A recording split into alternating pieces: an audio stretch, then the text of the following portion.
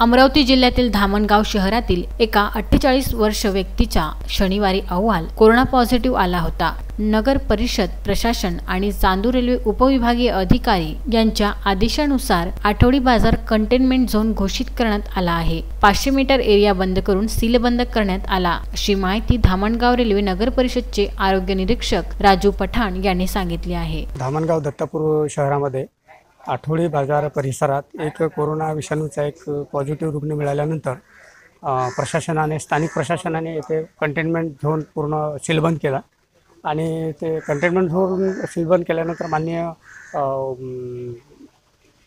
उपविभागीय अधिकारी चांदूर रेल्वे यांच्या आदेशान्वये 500 मीटरचा कंटेनमेंट झोन तयार करून आजूबाजूचा जो परिसर आहे तिथले जीवनावश्यक वस्तू सोडून पूर्ण परिसरातील बाकीच्या आस्थापनासुद्धा बंद करण्यात आल्या आणि ते पोलीस प्रशासन जे आहे ते सुद्धा इथे सध्या तैनात आहे आणि नफाचे कर्मचारी जे आहे त्यांच्यासुद्धा डे आणि नाईट अशा 2 शिफ्टमध्ये आम्ही त्यांच्या ड्युट्या लावलेल्या आहे।